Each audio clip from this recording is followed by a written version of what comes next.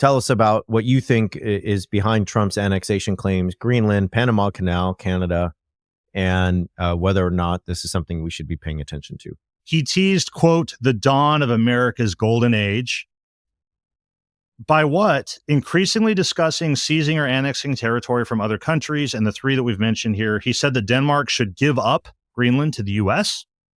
He says the U.S. should take the Panama Canal, back from Panama.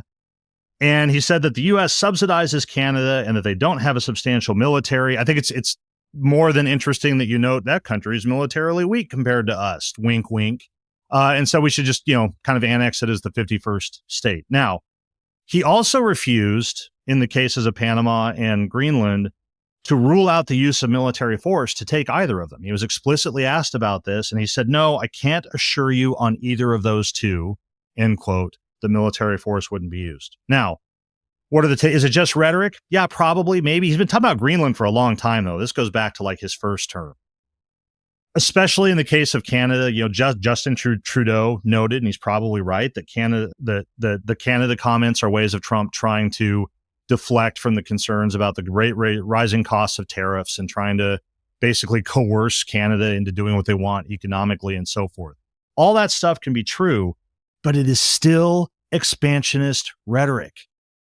And here's the thing. You said a few weeks ago, you talked about I forget exactly how I'm going to say it, not surrendering to authoritarians in anticipation or before they actually tell you to surrender, like not just handing them what they want.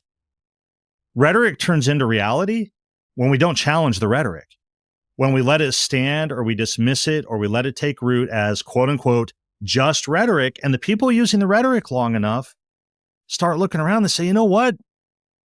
We've been saying this shit for a long time, but nobody's really doing anything about it. Maybe we could could actually do it. Could actually give it a try. It's there. The rhetoric is there. So I think that this is sort of this critique of that analysis that says, nah, this isn't fascism. Doesn't parallel it enough. The rhetoric does. The logic does. In my mind, the effects that it has on real Americans who buy into that rhetoric has to be similar to the effect that rhetoric had on millions of Germans who enabled and empowered Hitler ultimately to do what he was going to do. The question is, will the same thing happen in the U.S.? Is the same thing already happening in the U.S., where we empower that rhetoric and we empower those leaders to do these things? So I look at these expansionist claims of his, and they're easy to dismiss. It's easy to say this is never going to happen. In concrete terms, I don't think it's probably going to happen. Who knows with Trump, but I don't see him like invading Greenland. But maybe he does. I don't know. But if you don't challenge the rhetoric, as I say, eventually somebody's going to come along and say, well, you know what? We've been talking about this forever. Nobody seems to mind that we're talking about it. Let's give it a shot. And then when we do give it a shot and somebody suddenly comes at us and be like, well, we told you for years we were going to do this and you didn't say anything. If it bugs you so much, how come you've never said anything before, right? Those are my thoughts on Trump's annexation claims. I think the rhetoric matters. I appreciate the work of historians, but I think that in this case and this kind of inquiry, it just misses what is going on right in front of us by getting too bogged down into a notion that, well, it doesn't map perfectly onto Europe. And I'm with some of those 2/3 world's scholars and others who say, well, maybe Europe was an example of fascism, not the definition of it. That Nazism and Italian fascism fit into that model, but that we're naive if we think that for some reason it just can't happen again because you don't have a global conflict preceding it. Yeah, and you always say that of the two of us, you're more of the social theorist and I'm more in, kind of the historian. And I would say that one of the traps, I think, of history, of historical approaches to this stuff, is that you can get trapped in a like, well, does this map perfectly on? And let's have a conference and let's go talk for 3 years. And all the while, we have a world in front of us that is enduring something that can be called fascism. It can be called like fascism. It can be called whatever you want, but it is terrible. And as academics, I will just say there's a time to, back off whether or not this is a 99% match to something that we've seen in the past and actually say, what are the ways we can warn people about how it works, what we might expect, what are some of its strategies, and how to prepare. with that said, I do think this is far-fetched. I do think Yeah. it's a distraction from Pete Hegseth, from all the other nominees, whether it's Kash Patel, whether it is RFK. Like, we could be talking today about more senators who are doubtful about Hegseth. We could be talking today about more folks who think Kash Patel is not ready or something, but we're not. And, you know, I part of me is like, should we even give this any airtime? And I think what you said is actually right. The rhetoric matters. And I'll just give one more perspective on why I think the rhetoric matters. It matters in terms of Ukraine and Russia. Russia has basically attacked a free and independent democracy and claimed that Ukraine doesn't exist. It's just Russian territory that is theirs. That's basically what Donald Trump is saying about Panama. Yep. Basically what he's saying about, you know, Canada in a more kind of indirect way. And this whole idea of Greenland, I'm going to talk more about this Monday, but the Greenland thing, is about NATO.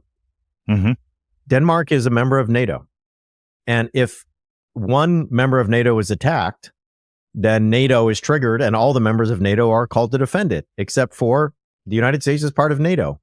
I'm going to talk more about this Monday, so I don't want to give it all away. But what I will say is, Trump's rhetoric about Greenland, Panama, and Canada are ways to legitimate Putin and, give him cover when it comes to Ukraine, and give Donald Trump cover for not supporting Ukraine and so on, to basically say, well, the more powerful nation should take what's theirs, etc. B, and I've said this before, friends, and I know you don't want to hear it, and I know it hurts, and I know it's hard to accept. The United States is in a different place in the world now. Macron, the French president, who's in his own sort of chaotic state at the moment, and France is undergoing some pretty turbulent political waters. But nonetheless, Macron talks already this week about forming a new alliance that is not NATO, that would include a European army to defend itself against whom, Dan? Well, Russia, yes. But I don't know the United States if it decides it wants to do something like invade Greenland. Friends, we are going to have to accept that we're not in the post-World War II alliance anymore that was built 75 years ago. We are in the camp that has worked to break that up.